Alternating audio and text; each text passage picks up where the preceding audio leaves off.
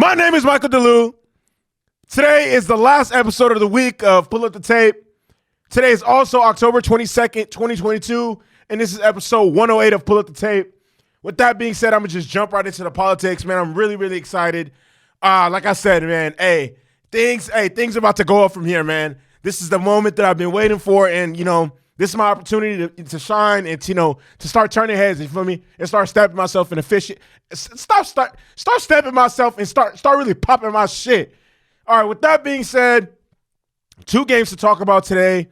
Later today, there's UFC, I believe UFC 280. Obviously, the Premier League soccer. Oh, I can't wait. So much to talk, so much to watch. I can't wait. All right, let me wrap this up because I got work in a couple hours. But with that being said, let's just get into the politics. So the Celtics defeated the Heat 111-104 yesterday on prime time in the early slot. And man, like I have so many.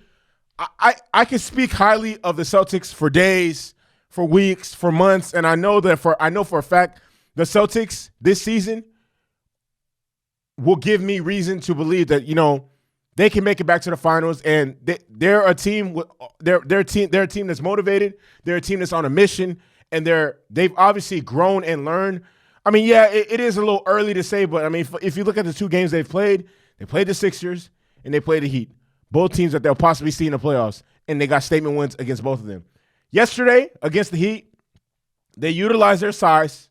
I mean, Boston has length at every single position. Jaylen Brown, 6'6". Tatum, 6'10". Marcus Smart, 6'4", 6'5". Derek White, 6'8". Al Horford, 6'10". That's their starting 5. Off the bench, Malcolm Brogdon, 6'8". Grant Williams, 6'6". Got good size in a lot of positions, so they can guard. They can guard straight up. They can switch everything, and just defensively, man, Boston was a problem, and they're gonna remain a problem.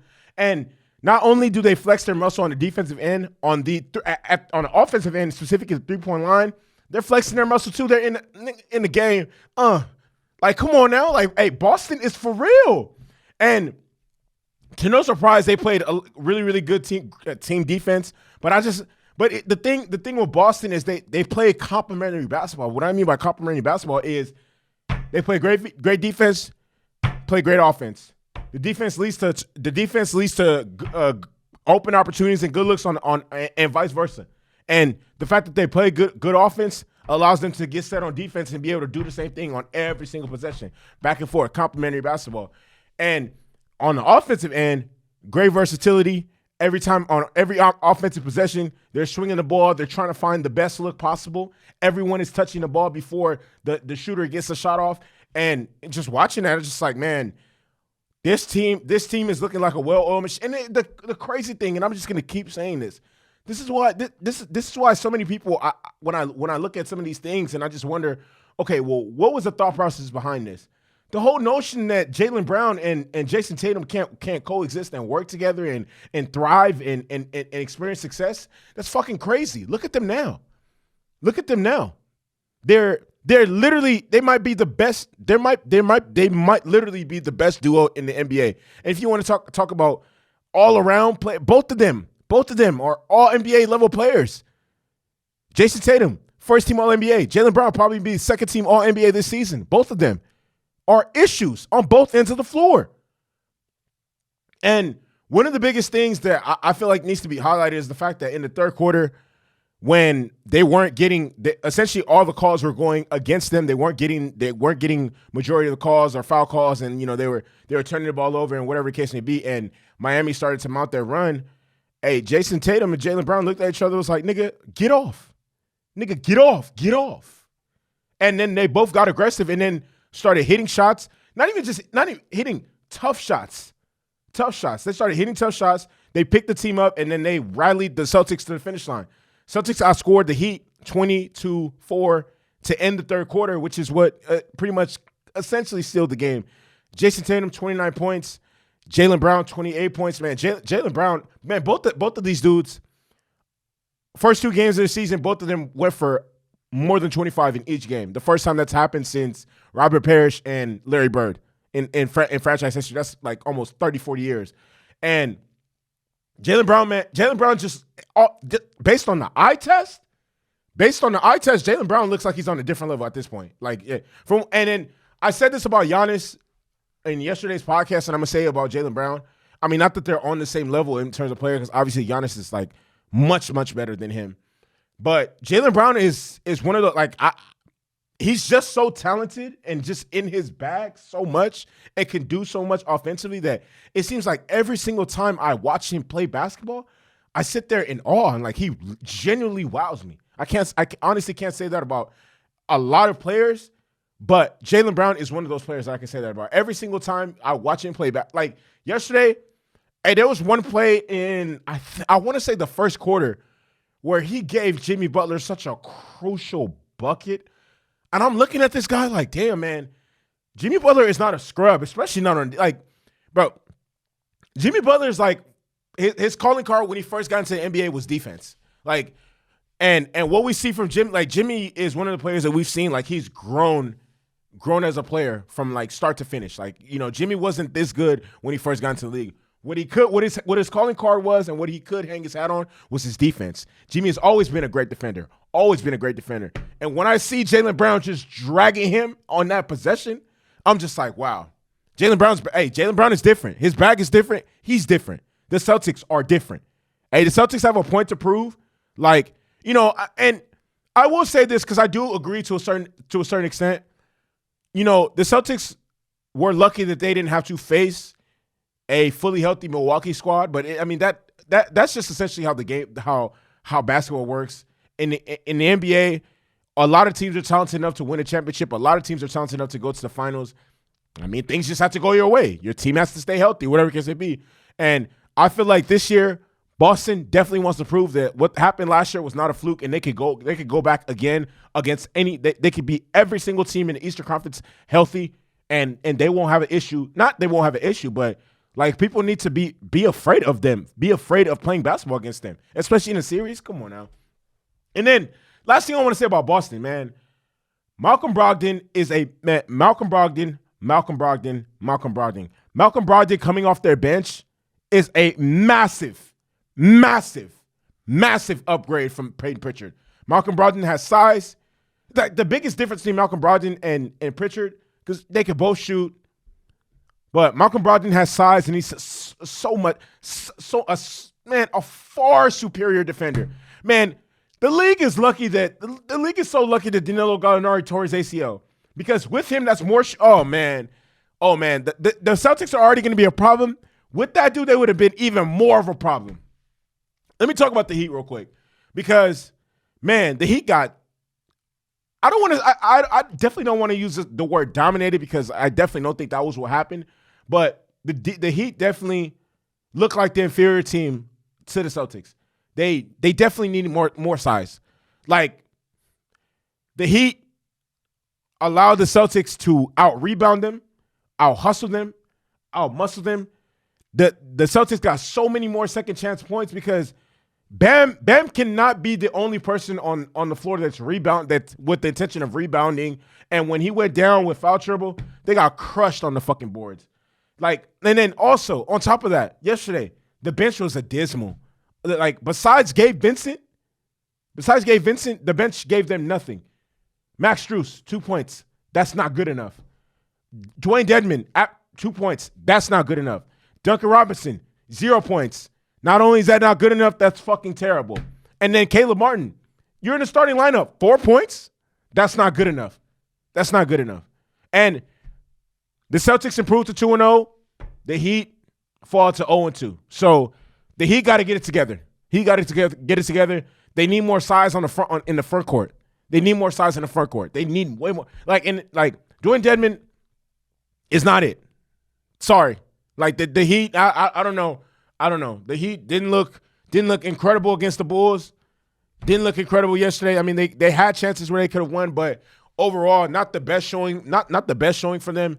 And there are certain factors that took place in their home opener that didn't take place. Like, for example, in this game, Kyle Lowry actually showed up, had 17 points.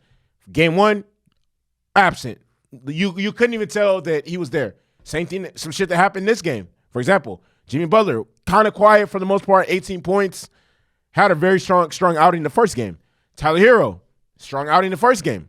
The strong out in the second game. So, we'll see. Obviously, I understand that the Heat will correct it, get things together. And I see them being a top 4 seed in they'll probably finish off 4 or 5 in the East. But definitely didn't expect them to start off like this. But, nevertheless, it is only 2 games. They have 80 more games to play. And I know for a fact they're going to be able to get things correct because, the coach that they built there in South Beach, impeccable. So, let me get to the second game, and then I'm going to get up out of here. So the Nuggets defeated the Warriors 128-123. And let me say this. The Nuggets, specifically, the entire first half, they played their asses off. They dominated the Warriors, and they were up by 20. They were dubbing the Warriors in Oakland, San Francisco, by halftime. They were up 20 points by halftime, and they put up 70 points by halftime. Why? Because KCP, Bruce Brown, which is an amazing pickup, kept hitting clutch shots.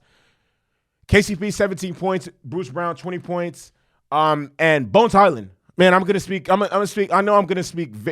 I love to give credit to where credit is due, and when I see young players that are developing and taking leaps into their game and advancing, and you can honestly see the growth, you got to call a spade a spade. Bones Highland was a big part of what the Nuggets were doing in the first half. He was breaking down the defense, collapsing the defense, and kicking and creating shots for all the shooters that they had. That's why Bones Highland single-handedly himself got KCP open looks, Bruce Brown open looks, Michael Porter open looks, and he was creating offense for everyone else. Denver's defense in the second, and Denver's defense in the first half was creating turnovers. They were in the passing lanes. They were making things hard for the Warriors. In the second half, in the second quarter, they limited the Warriors to only 18 points. I don't know when the last time I've ever seen the Warriors only score 18 points in a single quarter, but what does that tell you? Denver played a very complete game in the first half, which is what allowed them to overall end up seeing the victory. They definitely ran out of steam and almost lost the lead. The lead got all the way from 20 to 1 point, but nevertheless, it was enough because they did pull it out. Nikola Jokic doing Nikola Jokic things. His 77th career triple-double. He has one more to pass Will Chamberlain. And honestly,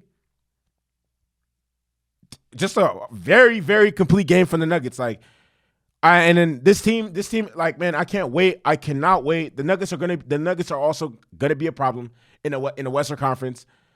And a lot of teams are not gonna they're gonna be a matchup nightmare. And then once Jamal Murray comes back, oh man. And man, I love the addition of KCP. I love the addition of Bruce Brown. And the growth that we're going to see from Bones Highland this season, oh, yeah, they're going to be an issue. Let me get to Warriors, and then I'm going to get up out of here. The Warriors lost this game in the first half. Their defense. This might have been the single-handedly the worst defensive display I've seen from the Warriors ever. Ever. And the fact that this game was at home, first of all, they gave up 70 points in the first half. That's not I don't know what the stat line is for that, but we could do in NBA history, teams that give up 70 points in the first half, they're probably 0-30 or 0 whatever in NBA, because that's not a recipe for winning basketball. You can't just let a team walk into your arena and put up 70 points in the first half, and then on top of that, in the second quarter, you only score 18 points. Their defense allowed way too many open looks, and their defense were leaving shooters wide open. KCP, wide open. Bruce Brown, wide open. Michael Porter Jr., wide open.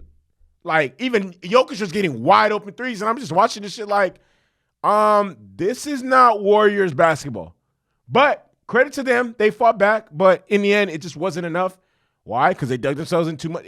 Because if you think about it, the mental and physical that you need to climb back from being down, granted, it is much easier to do that now. It's probably the easiest to do that than it's ever been, considering the way the NBA, professional basketball is played, and the emphasis on the three-point shot, thanks to the Warriors, that even a 20-point lead or a 25-point lead isn't seen as something that's insurmountable and you can't come back from. But if you think about how much energy you have to exert on both ends of the floor to make the game close again, I mean, it's damn near why it's so hard to do and why you don't really see too many teams do it. I mean, the Suns did it on opening. No, was it Wednesday? I don't even remember exactly what day it is, but it's not too common that you'll see a team come back and win a game where they're down 20 plus points. It's just not. Doesn't really happen too often. I mean, it happens more often now, but at the end of the day, when you fall down that much and you give up that many points in the first half and just fall like that and come out and have a horrific display on defense like that, you more than likely you're gonna lose. Warriors fought a 1-1. Nuggets improved to 1-1, 1-1. Overall, it was a really, really good game because towards the end of the game, it was very, very competitive and obviously ended up being a single-digit game. But, fortunately, the Nuggets made more plays down the stretch to secure the win. And, yeah, Warriors lost. But with that being said, that concludes episode 108 of this podcast. Now, obviously, you guys know where I'm going with this. Long live my brother. I miss you every single day. Long live Kobe. Long live Gigi. Long live Nip. Long live Pop Smoke. Whoa. Long live Mac Miller. Long live Vaughn. Free Chef G, free Pooh Shiesty. I'm out this bitch. It's comeback season. You already know what the fuck it is. I've been told y'all what it is. It is comeback season. So much more shit to come. Hey, stay tuned. Keep rocking. I'm gonna keep producing this content and getting shit how it is, how it's supposed to be, man. I know where I belong, and that's where I'm headed.